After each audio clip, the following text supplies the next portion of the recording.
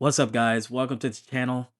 For this video, I want to let you guys know that some of my audio was really fried.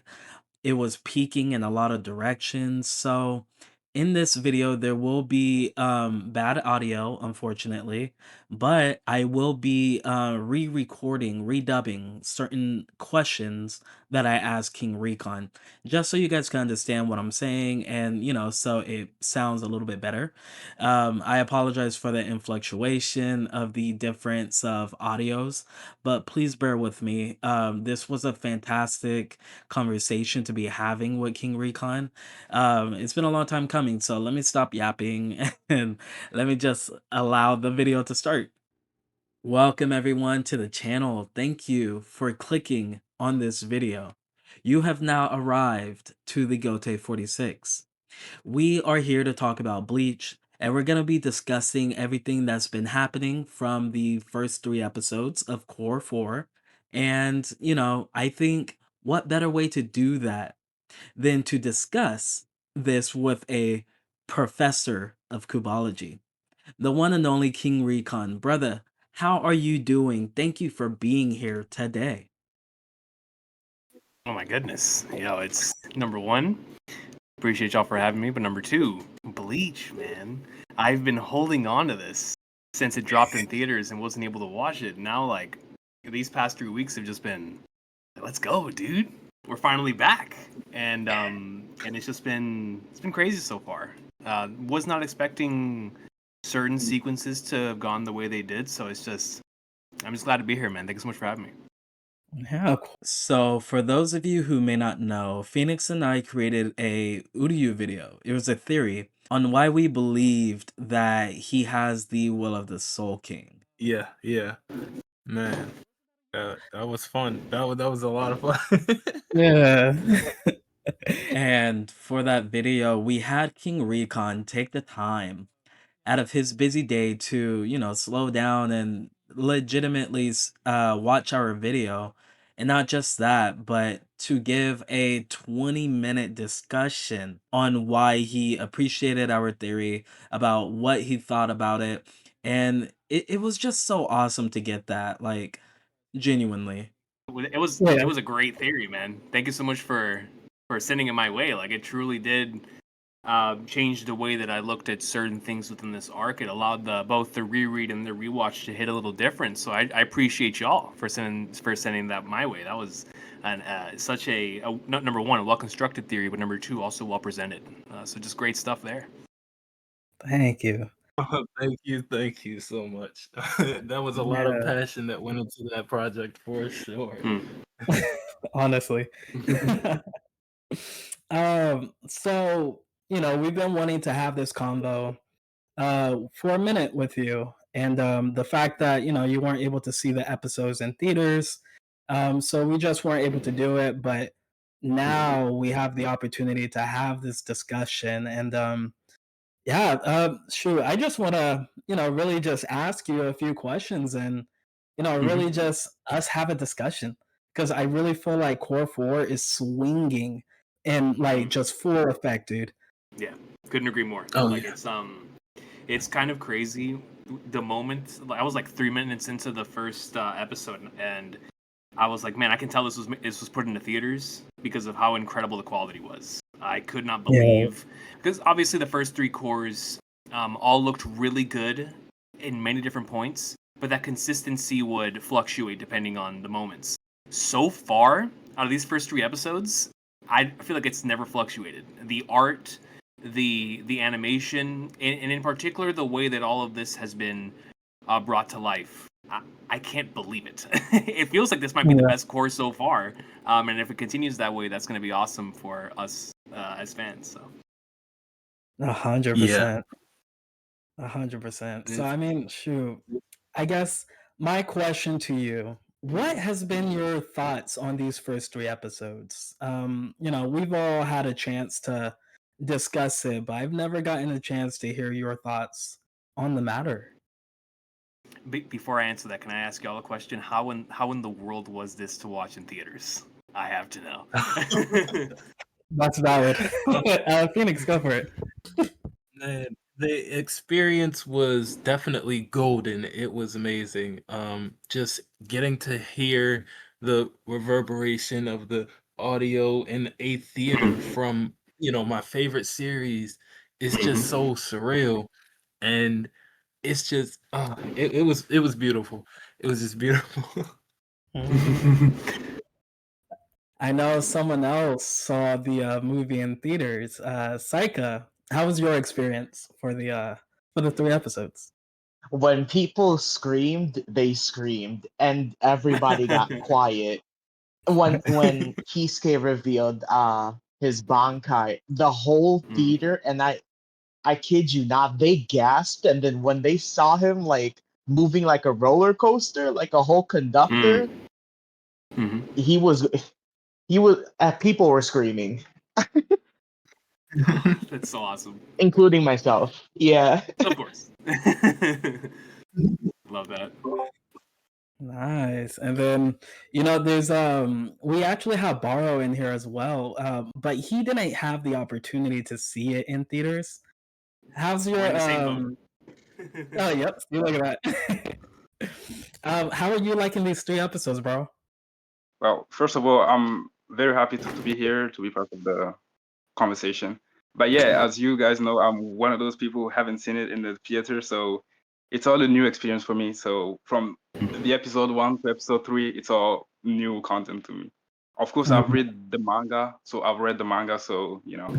But overall, yeah, the episodes were great. The animation, delivering all the time, as King Recon just said, and it's just a great experience overall. Absolutely. Agreed. And to finish it off, Alpha, how was your experience in the theater? The only thing I can complain about was not enough people were shouting. It was too quiet in there. But it was a good show. I went there with my buddy of mine. We enjoyed the heck out of it. Man, we would have stayed if there was more episodes, but we couldn't. Just binge the entire thing in the theater. That would have been sick. That would have been sick. That would have been great. Yeah. I say you got to see it twice, didn't you? Like in the same day. Yeah, I did actually. Did you watch it subbed and dubbed, or both times in a specific language?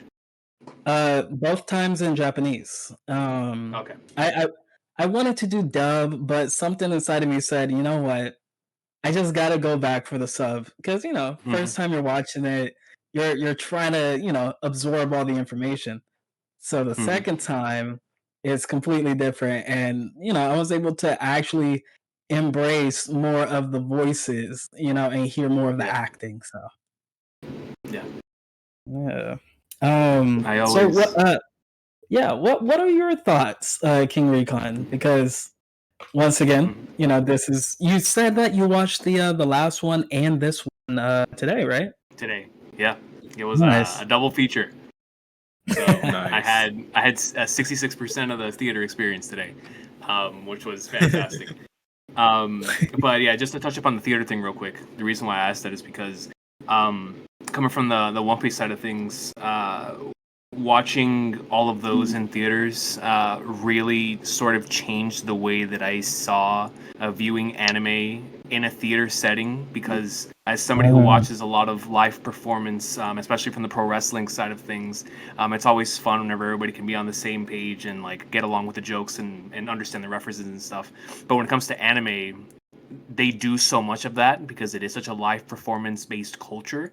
So anytime there is a moment like what was just stated with like the Kisuke Bankai thing, I'm always curious in how people in the theaters like react to that, because I've been a part of so many moments on the One Piece side of things where somebody will do something and the entire theater will erupt as if like John Cena just came out or something, and it's always so cool. So I appreciate those moments, and I would have definitely loved to have been that, but maybe if certain things come into fruition, this won't be the last time Bleach is in theaters. So I'm excited for that. But regardless, I think these first 3 episodes have been really, really good in regards to the visual imagery, in regards to the way that the content has been adapted, in particular how they've done the way that certain scenes mesh into the others. So like one of my favorite things about episodes 2 and 3 is the way that they mixed in the Uryu and Hoshbald fight and the Ichigo and Orihime versus Yuha and had them go on like simultaneously, and yet it didn't feel jarring. As a matter of fact, it felt like it was perfectly made that way, where you could go into one sequence, go into the other sequence, and you are perfectly following the narrative thread in both of them, and you're fully engaged in both of them. And I think that's really difficult to pull off, and I think they just did a great job with that. The Yoruichi and Kisuke versus Askin stuff obviously was spectacular.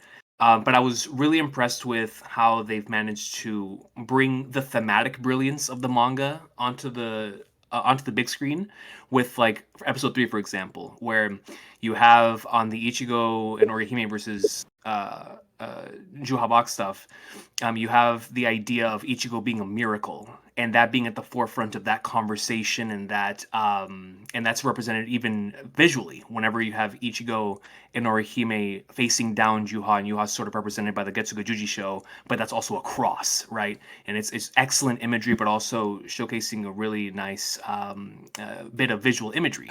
Then you pop over to the Gerard side of things, who literally is the miracle, and have that stuff play in parallel. So I think the way that they've done that stuff with like how you'll have two particular sequences that maybe feel like at first are not tied in the slightest, this season has done such a great job of making transitioning from scene to scene feel just as if it's all stitched together Kisuke Bankai style. And I've really appreciated the directorial approach to this season from an adaptation standpoint, but also when it comes to the new material too, like the Orihime like visual sequences and whatnot. So they've been cooking. I can't wait to see what's coming because it's only going to get better. And the fact that they ended off this week's episode on that is like, oh man, I can't wait to see what we got cooking now. So I'm hoping that the visual quality continues the way that it's been, but I have full trust in them. They know how big this is for the fandom. This is such a beloved part of the original story. This final like 3 volumes worth of manga material. So I can't wait, man. There's so much peak that is on like even just within the next 3 episodes. There's certain things where I'm just like, man, I can't wait. It's gonna be so good. So yeah, it's been a lot of fun. And shout out to the opening and ending too. They've been cooking with. I really like the ending. I think the ending slaps. I agree with you. And to talk about the ending situation, I'm absolutely loving the fact that each one, and I don't know if you guys have noticed, but each one it has a different character. It's almost like they're saying like this character was the MVP of the episode. First it was Ichigo, then it was Kisuke, and now it's Orihime. And some are even speculating the fact that the next one will be Toshido. And I would absolutely love that. I'm not gonna lie. And I don't so there's the third ending of Bleach. This is one that also changed the ending, and it would show like different squads, different captains, right? And just them kind of, I don't know, just having their moment to shine, and it's really cool. I think it's one of my favorite endings. I'll put it up on screen once I find it. But I really feel like this core, they I don't know, man. This core is doing things right. I think the small minority of people over on Twitter, the ones that are just complaining to complain, I think they make me realize how successful Bleach has actually been. This core has been bringing a lot of things that the previous cores didn't bring: consistency, storytelling, and maybe this is just my favorite stretch of content. I don't know. But the fact is, and Kubo said this in an interview, that this core has the most amount of additions into the anime. Like if you're comparing it to the previous cores, core 4 has the most amount of additions. Sorry about that. Put together, he said.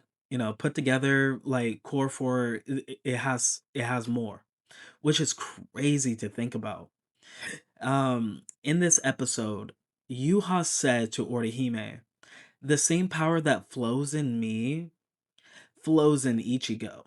And because of that, you unconsciously accept my attacks. That's why you can't reject me." And to me, it's very similar to the whole like, oh, why do you want to fight? Are you sure you want to fight? And what's important is how you want to be, not how you should be, right? So it was kind of, it reminded me of that. And because of that scene, it just made me want to really talk about chaos because I haven't talked about it yet on this channel completely, but I want to hear what you guys think about chaos, about how black is chaos and chaos is the Soul King's power. Like, this is insane. So we'll go ahead and start with you, Phoenix. Yeah, for sure. Um, so for me, chaos in it just genuinely means exactly what it is. Like the definition of chaos is, not order. Like things are out of control. Like that very thing is the it is also the power like of what the Soul King has. And that being not just a conceptual, topic in the realm, but also a literal ability and power to control the very force of nature of chaos is very it's mind-boggling, I'm not gonna lie, just to think about it like that. And just to know that one man, one entity had all of that power, all of that just potential, just possibilities that he could just have control over chaos. Like it just blows my mind. And what I was gonna say about Ichigo and Yuha having the same power is them being able to not only withhold the Soul King's power of chaos, black, but being able to utilize it as well is it's done very uniquely for each of Yeah. them. And Hmm. I really do appreciate that. Like you can see it with, Getsuga Tensho, Getsuga Juji Show now, especially, being just in core 3 alone when they first had their bout and he popped it after my boy Yuha threw in the Sankt Swinger. I was like, oh my gosh, like he just straight negged it. Like you just immediately negged it. It just went through. Okay. Like Hmm. that level of like detail in writing, it just shows and it's done so subtly and naturally that I appreciate it so much. And it just kind of brings me back to why I enjoy this series so much because everything feels so natural. Like you said with the consistency of the, storytelling. It's so smooth and I feel like even coming into Bleach, like, literally in the first arc, everybody talks and, you get the exposition and all this stuff, but it's done so naturally. Like, oh yeah, this is just everyday life. This is just how things are. And Hmm. I really do love that. Even down to them Yuha mentioning about how Orihime, like you said, subconsciously couldn't even reject. But and then that just reaffirms her ability even more. So it's just all of that, it just ties beautifully together, in my opinion. I agree. Beautifully said. All right. Next up, King Recon. What is your thoughts on chaos and what do you think about the new revelation on it? Yeah, no, and also completely agreed on the previously mentioned points. That was very very well said. Um, Going into the chaos thing, I thought that was brilliant in the context that you brought it up in originally, which was with the conversation with Orihime on how rejecting me would mean rejecting Ichigo, and I think that's so interesting because if Yuha's the personification of chaos, in chaos theory, the biggest branch and most well-known branch within chaos theory is what this series' first chapter was based on, which is the butterfly effect. And we know that's like Ichigo's entire role in this series, which is the concept that a small, tiny action can lead to a massive, unpredictable change within a complex system. And I think that idea of somebody like Yuhas being the personification of chaos, and yet that is also Ichigo, who the branch that would let off and be his son, as the title of the episode calls, the son born in the darkness, the individual that branched out, became that butterfly effect for the rest of the world, would then become Ichigo Kurosaki. I think that is brilliant in every sense. So I think this brand new addition for chaos in terms of how that represents Yuha, and as well as how rejecting Ichigo through that, I think is yes. It's like it should have been there the entire time, but the fact that it's now like at the forefront post Kubo being able to revise the script and add that in there, there is definitely a reason why that was added in there, and I'm really appreciative of that fact. So shout out to the anime for these incredible additions that are just continuing to allow the Thousand Year Blood War to flourish in the way that it has. Okay. Do you think we will see Ichigo applying chaos to his moveset? Similar to how Yuha uses like the Soul King's power in a like wave, a torrent of power. Do you think we're gonna see Ichigo do something similar to that, or maybe in a different aspect? Ooh, I definitely think so because it has been so focused on. Even within that episode, he was talking about how the memories, like there was a good amount of time in the episode focused to Ichibei preparing and molding Ichigo, not just through power, but also in regards to memory, and for him to be obviously the replacement for him. So, with all of that on the line, even if it's just something visual, I think we are going to have Ichigo utilizing this quote unquote chaos ability on screen at some point, which is I think going to be such a cool moment considering we never really got to. Well, can I talk about manga stuff here? Has everybody read the manga? Absolutely. Absolutely.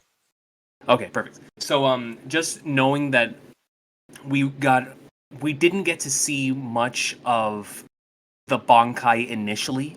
I wonder if with the revised script, we tack on this chaos stuff to the Bankai when that comes into play. I think that would be the perfect time for us to have Soul King-esque abilities and/or a brand new addition to his overall abilities be presented there because it is such a blank slate due to the way that it was utilized in the original manga. And I think it served its purpose really, really well.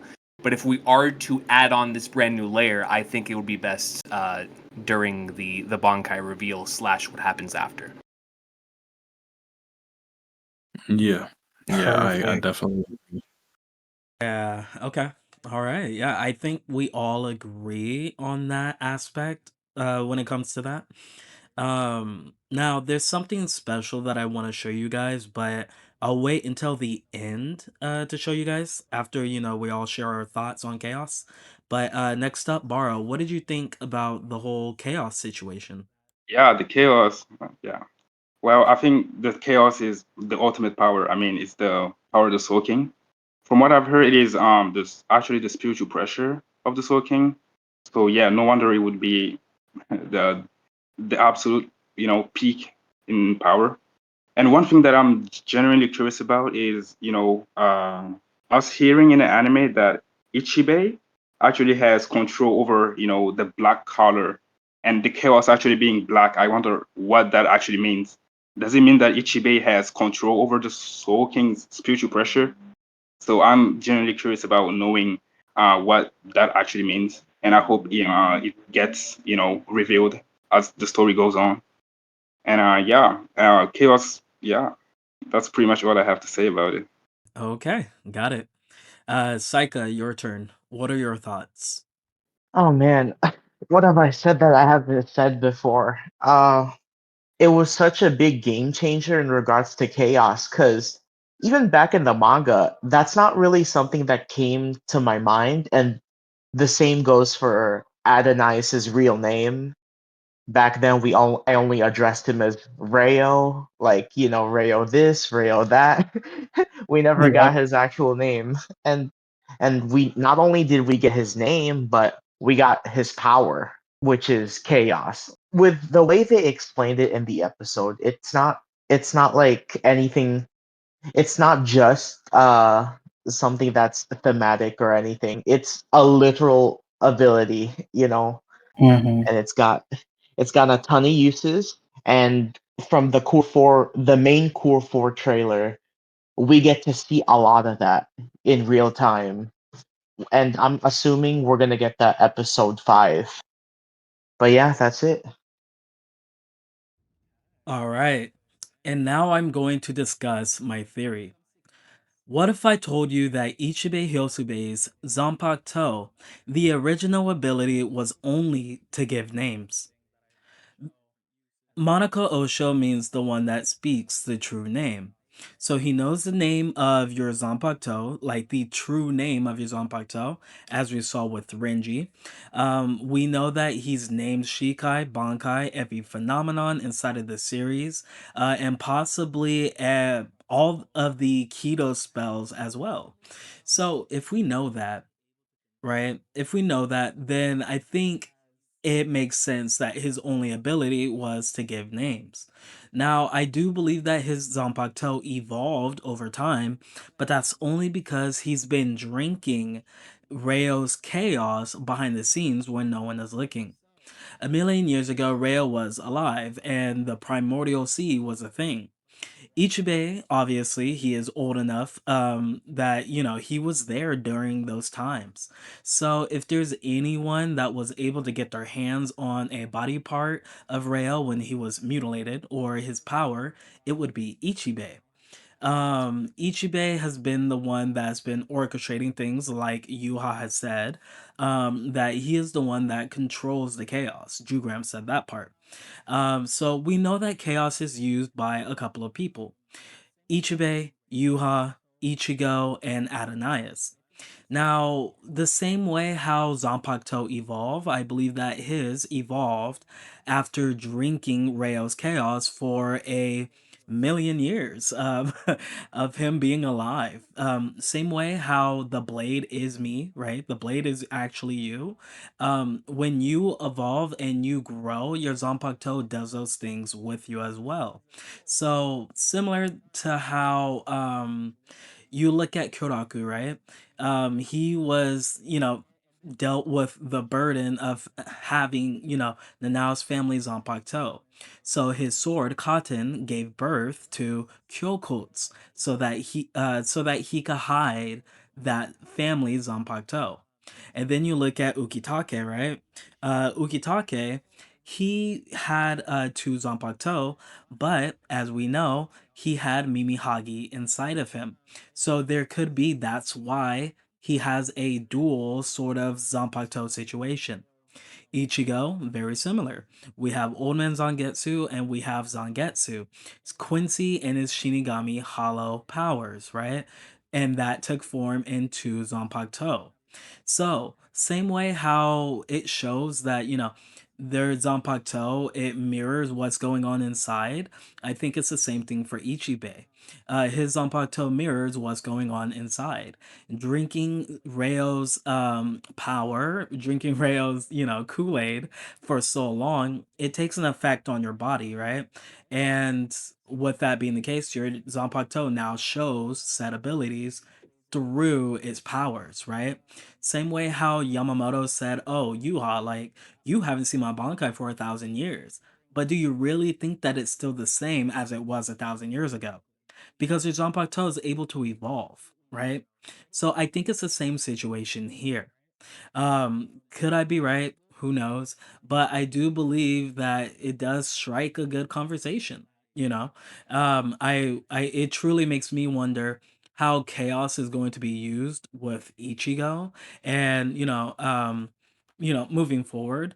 But that is my theory for Ichibe's Zanpakuto.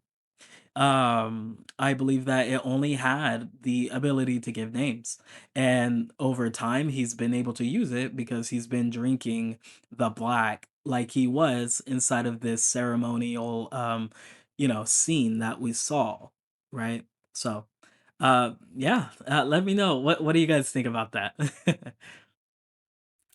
Okay, sorry about that. No, you're good. You're I good. was still catching up to the chat, but because I was typing, and then I saw you responded to what the psychic said. I was like, oh, he just said the same thing that I said, just shorter. But yeah, man, him just Ichibei doing what he does, it kind of also kind of made me think about like a reverse plot twist theory, right? Where maybe Ichibei was, yeah, I mean, obviously he got the name Monaco Osho, um, but maybe he was given that as his role, like kind of like uh kind of like Lushu was given his role, like on some Kingdom Hearts type beat, right? But instead of Amazing it being, reference. just yeah, like but thank you, thank you. Well, instead of it I'm being like on that, like Kingdom Hearts 1. what? I'm so You are sorry. Like, I don't know these characters, but feel free, keep cooking. okay, I'll forget it okay. eventually. Well, I mean, that was as far as it was gonna go, but like as take that aspect and then use it as Ichibei being a catalyst for hosting the Soul King, right? So the Soul King himself, he already can see the future, the various, branching paths that it has and etc. And he knows all this stuff. And so he decides to, give, Ichibei his role, and through time, he tells him the process of how you'll be able to manage this power for, the theory that you had on how he was able to, do all the stuff that he can, drinking black over time and being able to wield the Soul King's power. Like maybe that's just another anchor to the plan of sustaining the three worlds. So like, yeah, that's how I was thinking about it. Like just a little quick theory that I crafted in my head real quick. Nice. No, yeah, and to piggyback off of both of y'all's points, just add on from a visual imagery perspective. When I saw the sequence with the sort of representation of this fish-like uh, uh, image being the thing that's being intaken for this chaos to then be ingested, I kept thinking like, man, this fish looks so familiar. And it wasn't until I sat down and I went back and I realized that the fish looks like looks like a very similar type of sort of aesthetic and or like image as what Kazui was writing in the No Breaths from Hell one shot. And obviously we know the connection that's there.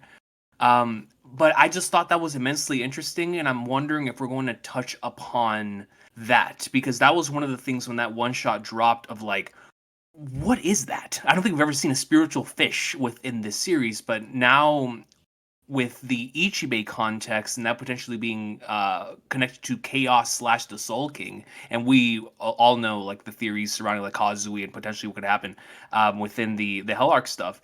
But I just thought that was immensely fascinating, and I cannot wait to see where they end up taking that because they're doing so much focus on it, especially if we do get the Hell Arc one shot animated.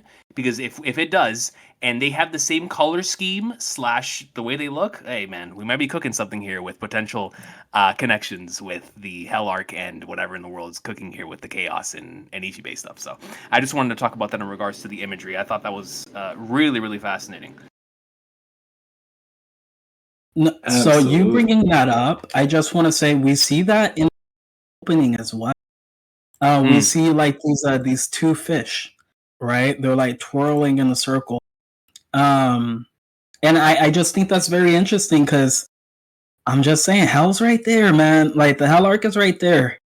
So if we're doing all these little things like Ukitake and Unohana, having that meeting and Ukitake saying, "I'll see you soon." I'm just saying, man. Man, oh man, exciting stuff. Really exciting Yes, stuff. so exciting. Yeah, go for it, Phoenix. No. I just said Doki Doki. Yeah, like there's so much, man. And there's this thing that I want to show you guys. And this comes from Alpha, the one person that hasn't been able to share his thoughts on Chaos. But go ahead and peep the side chat. These are Alpha's ideas for how Chaos can be implemented That's the wrong through order. Ichigo. And, well, wrong order, but you know how it goes. So I'll let you go ahead and explain it to everyone. Okay, so the introduction of Chaos is arguably one of the best additions that Core 4 has ever brought to Bleach. Scratch that. It's arguably one of the best additions that TYBW anime has ever brought to the franchise's lore and world building.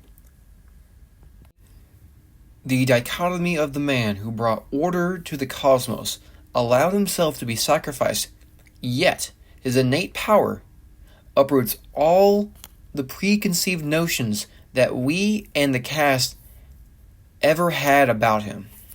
Yuha didn't need to bring up what Ichigo wearing the darkness meant. Jugrim didn't need to mention why the power of Adonias is the color black. They went as far as to point out that Ichibei controls the black.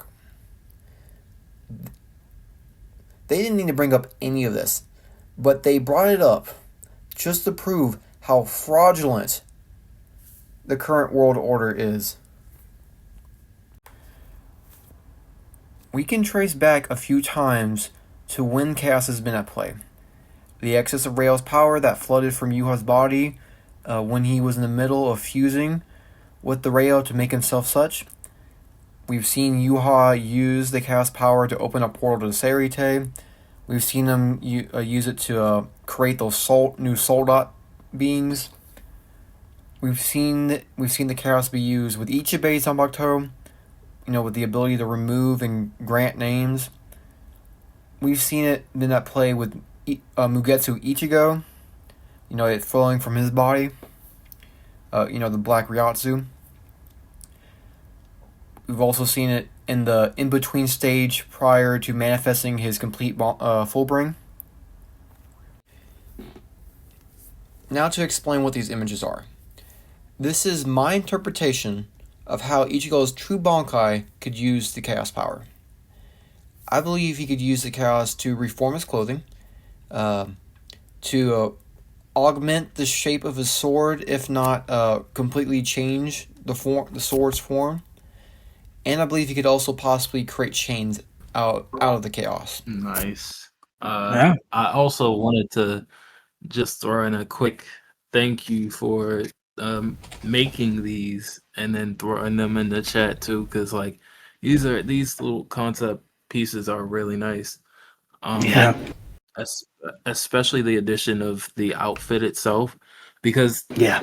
as soon as you guys were thinking about what Ichigo would be able to do implementing black, I immediately thought about his full bring outfit when he just had the black Ryotsu cloak all around him, because like the Lost Agent arc is one of my favorite arcs. It's just I love it so much, and that's where my brain immediately went. Cultured. That arc is so good. So incredibly good. I completely agree in regards to these images that have been presented. I think these are not only plausible, but they're brilliant in the way that they showcase exactly what we've been discussing so far in regards to the potential way that Ichigo's actual true a Bankai can be utilized, and we know that his Bankai always has a connection to what he's wearing. It always has, due to just the way that his abilities work in a transformative way. He's always been a Power Ranger in that regard. So like I appreciate the the addition of not just showing the weapons here and even the chains, but also the cloak as well. It just looks really cool, and I really hope they do take this route and explore it that deeply. That's funny that you say Power Ranger. I've pointed that out in an old video of mine a long time ago regarding Ichigo's powers. I'll show a clip later, but yeah, Ichigo's always been a Power Ranger, man. Like I remember, even from the Arankar saga, I was like, man, he just has so many different transformations. Kubo was onto something here. And then it just continued and continued throughout the course of the series, and especially once you get here, which was actually a major topic of episode 3, of like, you're a miracle. The fact that you are part of this and that and this and that and this and that, and you've been able to do to transform into all of them. It's like, yeah, man, that's what happens when you're a Power Ranger. believe it or not, his Ichigo's English dub was actually the Black Power Ranger. Yeah. Shout out Big Johnny. Yes, sir. Love to see it.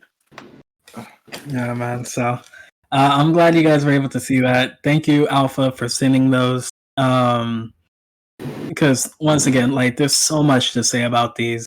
When you guys get the chance, definitely look through each one and really just try to understand this, because it's so detailed. Like, it is so detailed. And yeah, I don't know. I think that's I love being able to see have these type of conversations and see how people interpret other things from the series of like Bleach and so on like that. So this is fantastic. I love it. All right. So we talked about Chaos. We talked about the 3 episodes and how we feel about them. We also discussed where Chaos came from, which is Adonias. That Chaos is the Soul King's power. Ichibei is in charge of Black and Chaos. So, with all those things being said, and learning that so many people have Chaos inside of them now, do you guys think we're going to get a Soul King flashback anytime soon? I do. I definitely do. I'm feel going to like say we right gotta now, get episode 6, 7, or 8, one of those is going to be a Soul King flashback. I agree. I do think we are getting a Soul King flashback. I think it just fits perfectly. When we think back to where the Yuha flashback was placed, that was placed almost dead center in the middle of the arc, to sort of add context into a lot of the things that we would see regarding just Yuha. So I feel like Soul King being placed, the Soul King flashback being placed right in the middle of this core would add to rewatch value for everything we're seeing now, and then it would add all the necessary context we need post Bankai reveal heading into the final battle against Yuha. I think it would just be the best possible placement, especially if we do get the Hell Arc one shot, because then once that dives into the whole individual serves as a balancer between the 3 realms, we can then call back to how that concept came to be in the first place, back in the Soul King flashback. So I think it'd just be perfect timing for it to take place in this core, and I think there is no better anime edition that we've all been waiting for than that, and it's been hinted at so long since Core 1 that we're going to get some really, really deep Soul King stuff. So let's hope so. Absolutely. I mean, on top of that, right? Like, we've gotten a Ukitake flashback. Right. like, bro, like, that was massive. I thought maybe, like a minute or two, they would show his flashback, but like they gave us like a full flashback. I was like, oh shoot, like, I'll take that. Yep. For real, dude. Yeah. Like, Soul King, there's so much that goes on with the Soul King. And we deserve to know more about, we've learned a lot about Yuha, just with this anime adaptation in itself. Like, people don't really understand because they're anime onlys, but my goodness, like, we got a lot of Yuha this 1000-Year Blood War. Hmm. Yeah, it's exciting because I when I think of a Soul King flashback, I'm sort of looking at it through like a Void Sentry lens from like the One Piece standpoint. And I think the Yes, coolest sir. thing Yeah. for me would be to see how the Bleach world came to be, is because I appreciate the way that, you know, Hell, Soul Society, Hueco Mundo, the World of the Living, how they all have lived in balance for so long with certain key factors keeping them together. That to go back to the origin point of all of that, which would undoubtedly be the story of the Soul King, is that's what I want to see. Like, how did Mhm. all of this come together? Because then, once we get the Blade of Fate crashing down one last time, we will see that Ichigo, what he's done, has been built up for millenniums of what he's about to Mhm. do. So, I think that would be such a great way to add even more gravity to the overall stakes of the arc. Absolutely. I love that. I Anyone love else? that. Yeah, go for it. Um, I was just saying that I love that. It's just, man, I don't even know how to like really articulate it fully yet, but the the things that we've been getting, the additions that we've been getting for this core and just in general have been amazing. And I, for one, like I said before, would love to know and see of Yuha's mother, like getting a little bit of screen time because outside of that, you know, Quincy colored silhouette that we got with the umbilical cord, we didn't see much else of anything regarding her. No text or anything like that. So it makes me wonder, okay, how where does she fit in all this? Or was she just expendable? And I don't know. I get it just because if she is in if she is the warden of hell, that will oof I'm just gonna be so ecstatic because like it's kind of like how I've been watching. I'm kind of like jumping real quick, but like it's kind of like how we've been watching Uryu after we made that theory, and then like every time I see him do something, it's little a little sprinkle of okay, y'all theory might be going somewhere. It might be going. like, Yeah, absolutely. Anyone else think we're gonna get a Soul King flashback? Yup. I have to. I have to agree. Like, there's just no way. He's too important of a character, Yeah. and for over a decade, he's been one of, if not the biggest mystery in Bleach. You know, like how we got like the eight wonders of the world. You know, or seven wonders. Regardless, like Adonais is right there. I can't lie, the Soul King's flashback is right there next to what Ichigo's Bankai actually does. You know what I mean? Yeah, personally, I feel the same way because that back then that turn page to Tensa Zangetsu being cut in half was diabolical. Like that Diabolical. was that, that egregiously. Oh hurt, my god! Had and everybody I can't wait. going back flipping the page. Like, did I miss something? Yo, for real. Seriously. I was so mad. Oh my goodness. I 100% believe we are going to see what Ichigo's Bankai does. In the scenario, the scene will be like Ichigo pops Bankai, right?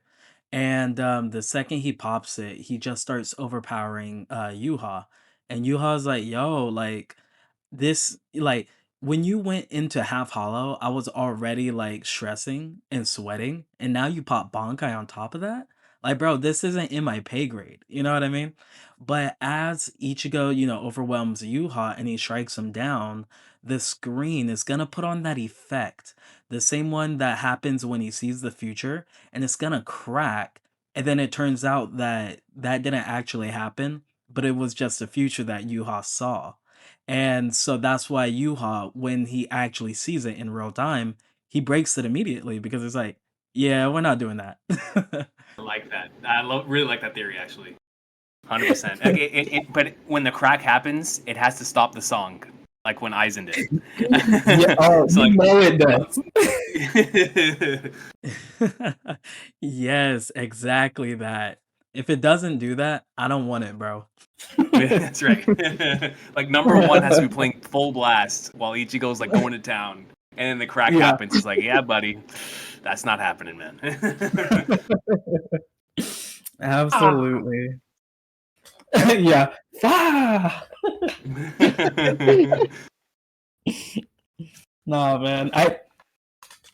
I think everything that's been going on has just been beautiful. Thousand-Year Blood War, man. Like, this is when people complain about such minute things.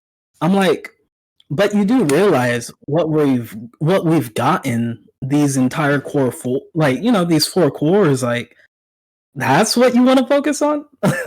Like, come on, dude. That's why I just laugh at them. I repost their stupidity sometimes with a little bit of educational, debunking, and then we keep it pushing. 100%. True. I mean, and like, aside from that, all these cores, they've really been just beautiful.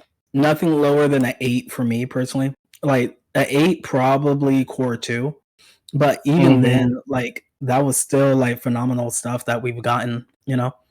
So I mean, other than that, before we close this out, I had a question. And me and Saika, we got into it. Yes. Hey, I know where this is going. Who do you guys think wins? Ichigo in his half hollow form versus Yamamoto with 2 arms. Bankai included, by the way. Because Saika knows where I stand. I mean, personally, just based on full-blown fanboyism for my goat, I might have to go Ichigo. And the only reason, and the main reason why I say that is because I don't think we got the fullest extent of what he could do due to the fact that he was together with our boy Chair-sama at the end. Because I think pre that, obviously we got to see quite a bit of what Ichigo was doing. But I think even if he would have continued alone, I'm not gonna say it would have been Ichigo versus Ulquiorra-esque, where it would have been like taking him down to the wire, because Yuha's obviously way too powerful for that. But I definitely do think that Ichigo's much more powerful than I think even I initially considered, especially with anime context of this potential chaos ability coming into fruition. Because listen, man, this one-horned full hollow Ichigo, or I should say like almost full hollow Ichigo is putting in work on like 99.9%. That's how nasty he is right now. Yama, obviously, come on, like he's too goated. He's absolutely filthy. He has probably still the most insane Bankai, but I don't know, man. That's Mr. Now You Feel Like Number One, shining bright for everyone. You know what I'm saying? He might get it. It might be his show. So I'll be in Ichigo's corner, although it's going to be extremely high diff, and he'd probably lose like an arm and a leg in the middle of the battle, maybe even both legs and both arms. Oh my god! Now he turns him into the Soul King. Exactly right. I respect that. I'm not gonna lie. Phoenix, Borrow, Alpha. What do you guys think? So for me, initially, just based off of the pure bias running off in my head, I was coming at it from a standpoint of, situational, like, because personality does play a big role into, a versus. It's not just, battle number statistics, right?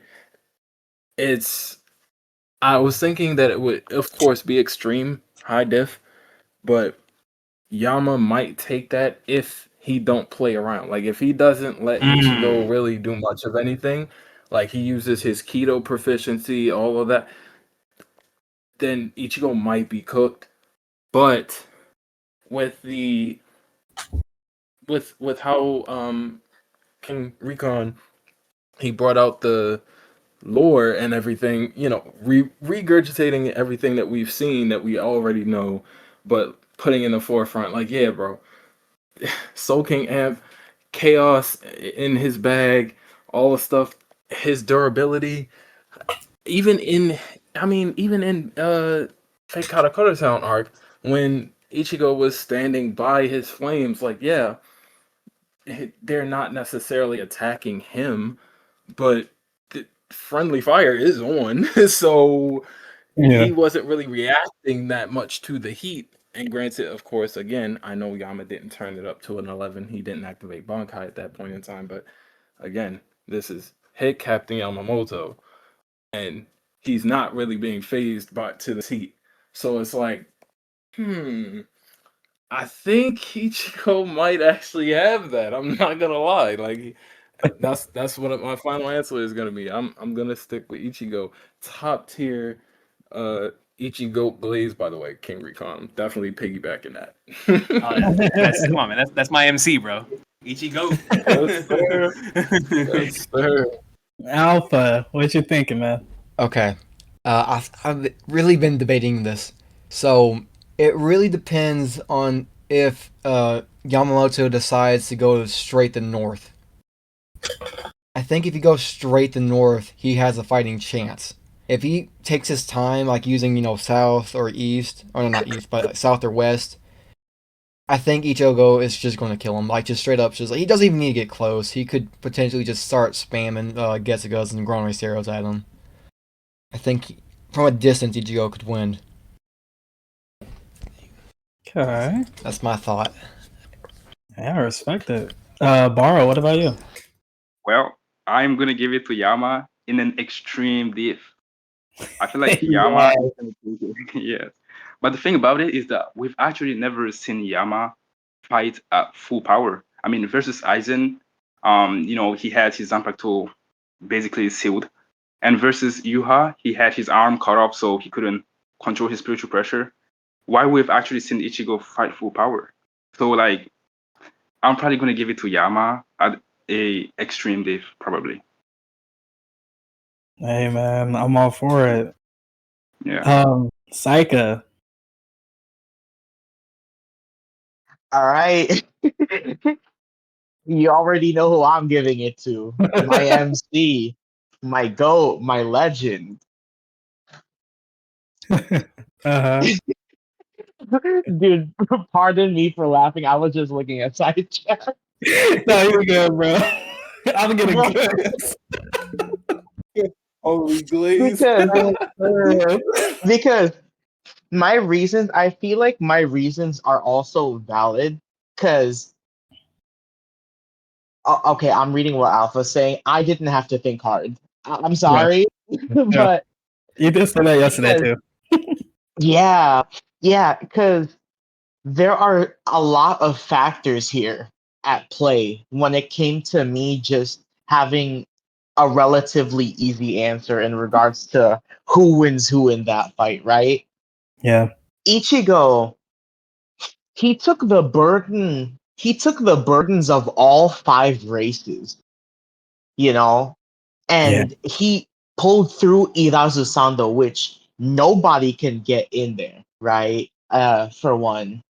And if you put Yama and Irazu Sando, he's going to burst to pieces He's because going to burn that whole place down, bro. No, I'm joking. yeah. Yo, two-armed Yama over Irazu Sando? Exactly. Yes, sir. Crazy. Yes, sir. But like really, like it started from there because we never got that in the manga, you Mhm. know. And with Ichigo fighting Yuha, like in Core 3, round 2. We got the round 2 fight, and Yuha purposely turned his eyes off for that fight, and for me it was a double meaning. It gave a showcase of what he's able to do had Ichigo been in this state, in the Core 3 state, for Core 1. Like, if he was in the Core 3 state for Core 1, Yama would not be dead, and he would have saved Soul Society. That's what So, that said. That's what the message came off to me, at least. Because, especially, what was it? Zank Swinger, right? the defensive one. Yeah, the ultimate defense against things. What is it, like heavenly? Yeah, It's something something along regarding those lines. heaven. Yeah, but Ichigo attacked that head on, right? Yama went south under the ground, did not attack that head on. I'm just saying. Dang, you not wrong about that because I brought that up. Yeah, because again, like Ichigo, this dude in Core 3, I'm just using the Core 3 version for this explanation. He Uh, he showcased so much power, and it's the fact that he beat Yuha with his eyes closed. I'm just gonna say eyes closed to make it a lot simpler. yeah. Um he did that to him, and Yuha was at full power. He wasn't at 70%, because of Royd and stuff. Yeah. He dog walked him, and then Yuha woke up, and then he woke him up, and then he woke up. Mhm. The tide shifted, and now I can go to Core 4. Ichigo in there is noticeably stronger than his Core 3 self. It it's kind of hard to believe that you know, this was Ichigo in the last core. Like this dude definitely got stronger. He You did. know, I'm Dang. looking at side chat. Let me stop looking at side chat. Okay, y'all are killing me. But like before Half Hollow, this dude was doing all of this in base, Yeah. right? Yeah. And it was him and Orihime, right? Which, Mhm. unrelated to the debate, but I'm really happy it felt like an Ichigo and Orihime fight, Yeah, for especially sure. with this episode. Hmm. But back to what I was saying, when it came to Half Hollow Ichigo, I was saying this yesterday and even some weeks prior, but like he he started to overtake Yuha in Half Hmm. Hollow, Yeah, he like did.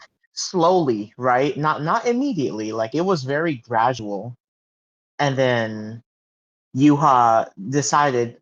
Well, from the manga standpoint, like he's like after the Grand Raid Getsuga, he said, "Okay, this is not okay. Like I'm not gonna let my guard down no further."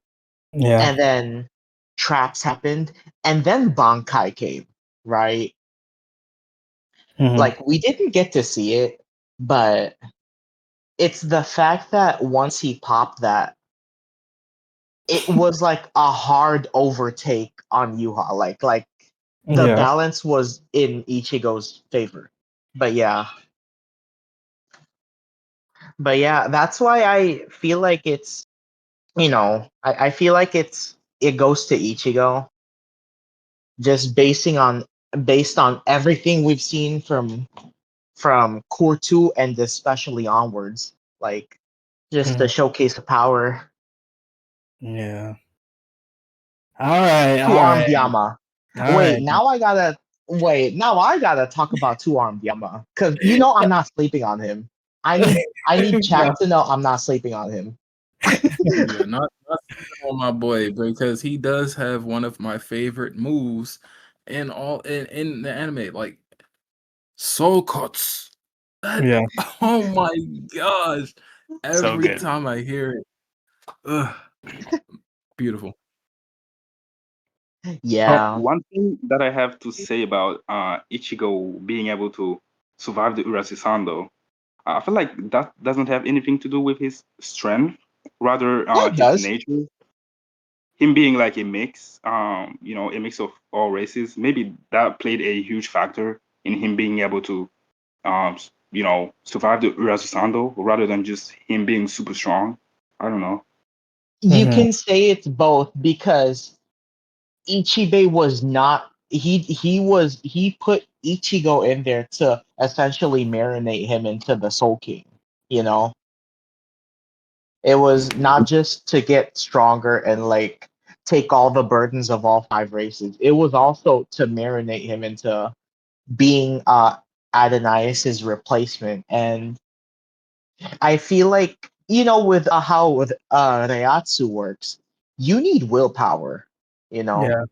I mean, it Mhm. is real power at the end of the day. Yeah. Yeah. And that's why I took that into account. Yeah, that makes sense. That makes sense. That's fair. Yeah. Yeah, and I felt like, I'm saying this because King Recon, I know you know this, but for the people that are watching this that may not know this, but spiritual pressure, is literally you exuding your will. You know what I mean? Like that's why people crumble under spiritual pressure because you're exuding your spiritual pressure. Everyone has spirit energy, but not everyone can use it by, exuding your will in the form of spiritual pressure.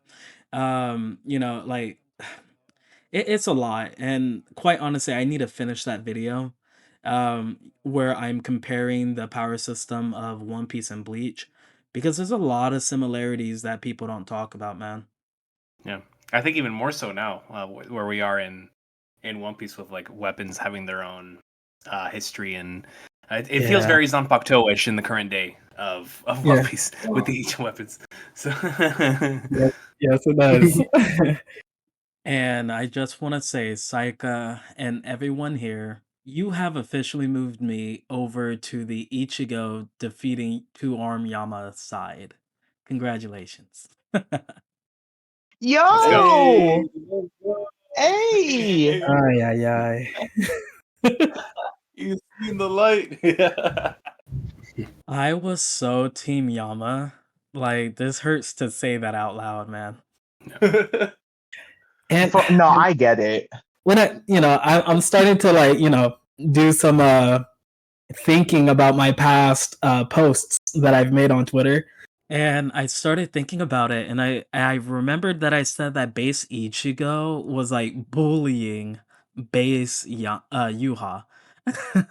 And I was like, ooh, like I can't take that back because I genuinely believe base Ichigo was making Yuha look, I ain't gonna lie, a little silly, man. Like core 3, Yuha was on his back. He dog walked him. It was kind of embarrassing for my Quincy King. I can't lie. I can't lie. Like in that fight, Yuha was like, "Yeah, let me tell you what we're not gonna do," and he literally pulled out the almighty button and just pressed it, and literally an influx of Reiatsu and Ichigo just couldn't keep up. Like, but the crazy part is we're about to get this in core 4, right? And what did Ichigo, after he, popped half hollow, what did Yuha say? He said, "Yo, like your power is so great, I can no longer, drop my guard." And we're not even talking about Bankai yet. Like, are you kidding me? Yeah, no, you got that, bro. Ichigo definitely wins that fight 100% against Yamamoto.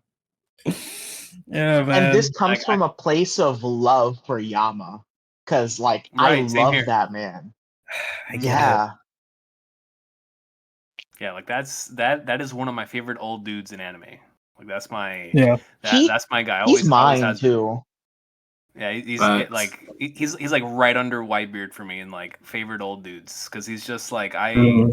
I truly appreciate Yamamoto as not only a presence in the original Soul Society arc of like this is sort of like the representation of the barrier between the boundaries of like the new generation and the old generation, but especially the more the series goes on and you see how even though he's stuck in so many of his old ways, Ichigo and everybody else that's under him sort of like warms his heart to change, but he still stays firm, and he still has some of the coolest lines. Like everyone always remembers I'm security, so that's enough. I don't Yeah. need any of Yeah, that. So yeah. I he's am here. so cool. There is Has one of the no coolest break. abilities.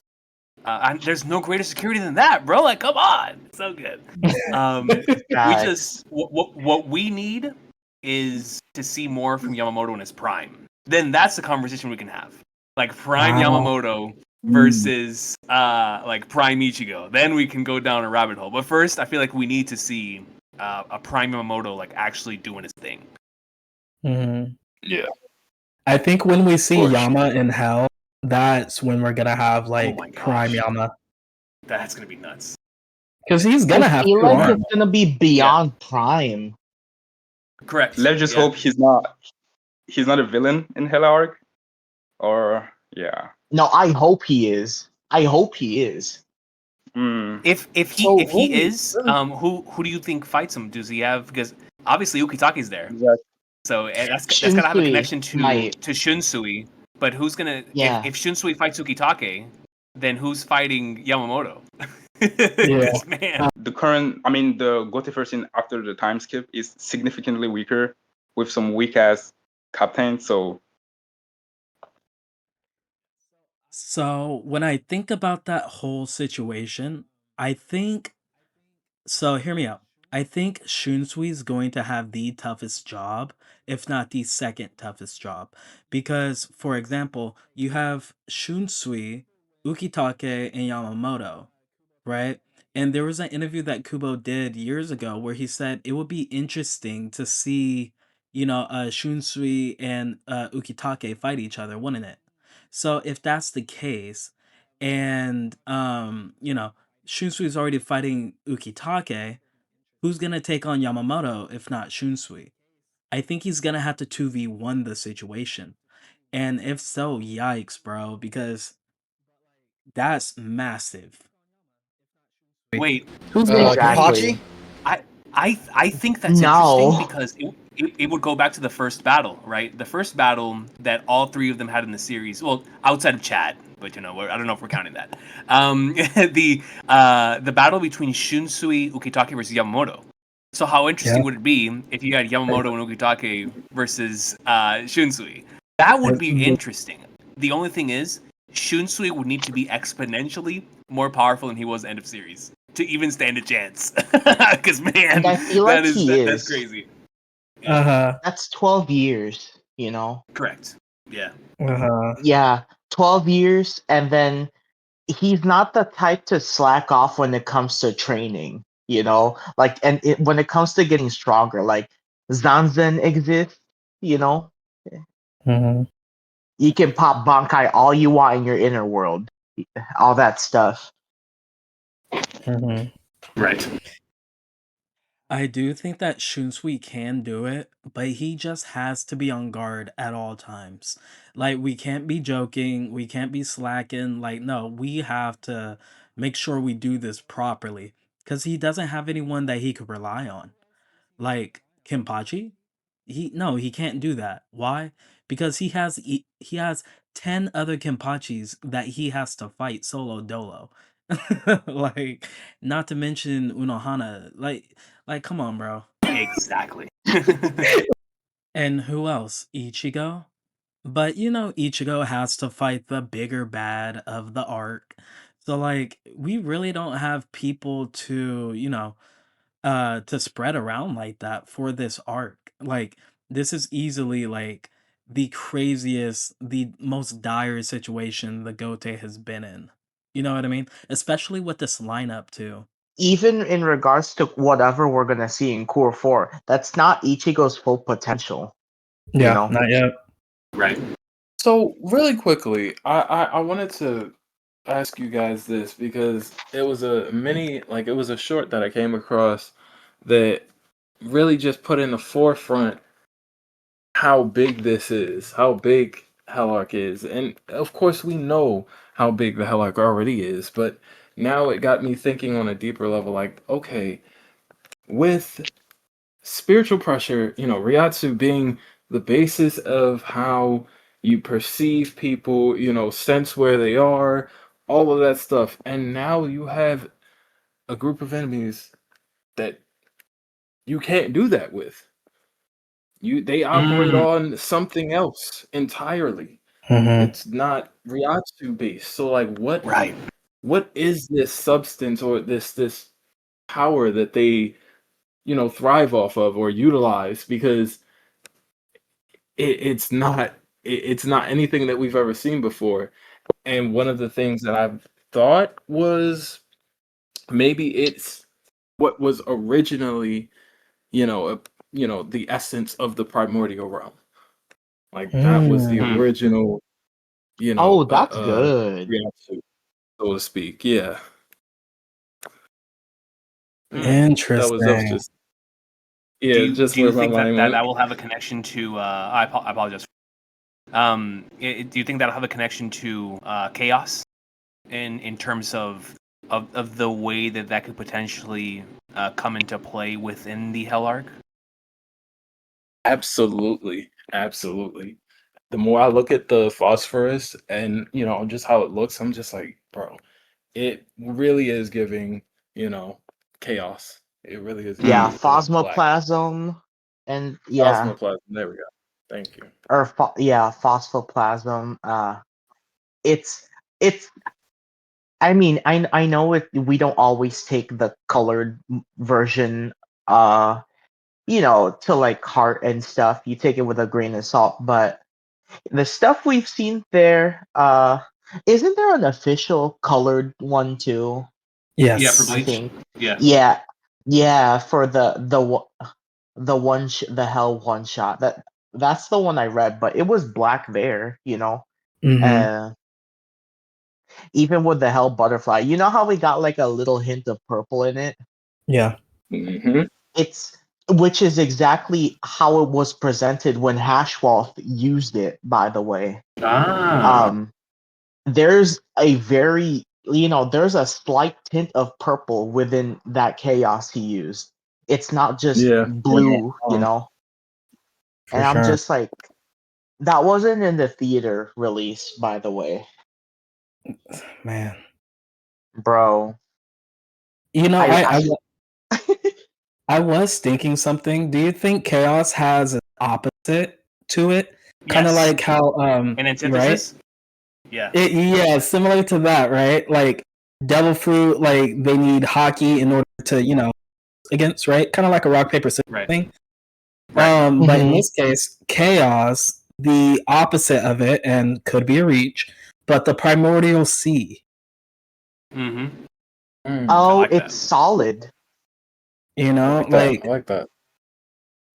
So what if the beast of hell, right? When they came into the world of the living, Ikaku said that they don't have a Reiatsu, right?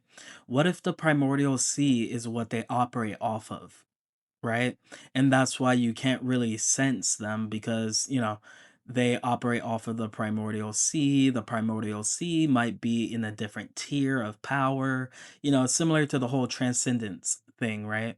Um, and I think that could be interesting. I don't know if it's gonna work, but yeah, I think that's something that maybe this could be the case, and maybe it's the opposite of chaos, and the people that have chaos are going to be the key factors, you know? I don't know. I think it could be interesting, but at the same time, you would have a lot of stalemates at the same time, and Yeah. people having to carry more weight than they're supposed to. Like Luffy, Zoro, and Sanji have to. Right. 100%. So, Yeah. you know, so I don't know. That's good. You know, Yeah, for sure. I like that idea a lot. yeah, Yeah, having an antithesis to chaos be prevalent here, which would force us to learn a completely brand new power system, which would give so much for the characters to learn. Already more than they already do, because just having to face the individual as we know them coming back would be insane. Now you Yeah. add on the hell power up, and then on top of that, you add on this brand new power system, and it's like, sweet flagnards, man. How are we gonna beat these dudes? yeah, And there's one more thing to bring up. Earlier I said that, Kyoraku's gonna have to 2v1 Ukitake and Yamamoto, but we also have Kaien and Ukitake versus Rukia. So it is possible that she can also 2v1 her situation, and that frees up Kyoraku for his one-on-one with Yamamoto. It does. Yeah. Does. Yeah. The reason why I like the 2v1 idea is it goes back to the very first thing that Rukia struggled with at the beginning, right? And that conversation with Ukitake. There's the battle for one's pride, and there's the battle for one's honor. And yet in this particular case, you're going against both. And there's no way of getting out of it, because you have to fight both Ukitake and Kaien, and you're the one that needs He to got two put the battles. final send-off to both. Exactly. yes. Oh, that'd be beautiful. Cook. Beautiful. Bro, cook! Absolutely poetic. Put King Recon in the studio now. Give him the 10 for the Hell Arc, man. Facts, We need it. facts. This is why We need it. we have this group. This is why we created this group, man. For moments like this is like watching the Mona Lisa get painted. It's Yes, sir. But I mean, aside from that's really all I had, with this video. King Recon, thank you for being here, man. Seriously, Of course. Enjoyed every second of it, man. Is there anything you would like to say before we get out of here? Nah, man, this was great. I'm definitely looking forward to being here next time. Thank you so much for the invite. Can't wait to discuss more Bleach with y'all. It's been a blast. Definitely nice meeting all of you as well, officially. So that was a blast as well. And there was a lot of great discussions we had here. A lot of greatness that is incoming. And, for everyone that's here, for everyone that could potentially be watching this in VOD and or wherever this is going to find itself, just remember, this has been something so many years in the making, what we're experiencing here. As a Final Fantasy VII fan, next year we have the 30-year Cook coming into fruition, and as a Bleach fan, we're living the 25-year Cook coming into fruition. So enjoy every second of it. This is the full, Kubo led finale for Bleach. The thing we have been waiting for so many years. And once that's gone, it is gone. So enjoy every second of it while it's here.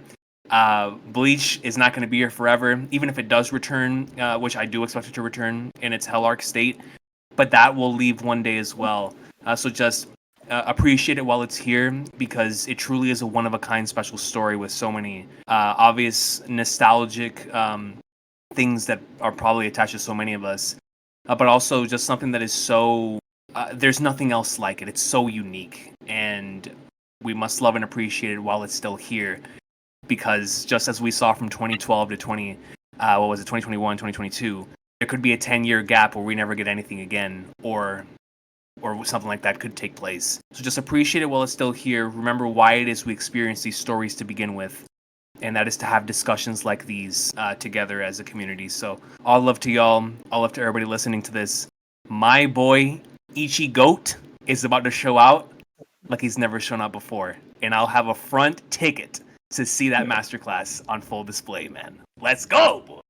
Let's Yes, go. Yes, sir. Let's go. Hey, man. Thank you, everyone, for listening. Thank you for watching. We'll see you guys in the next one. You guys have a good day, have a blessed day, and see you in the next one. Ja mata. Au revoir. Yeah, mata. Bye. Bye bye.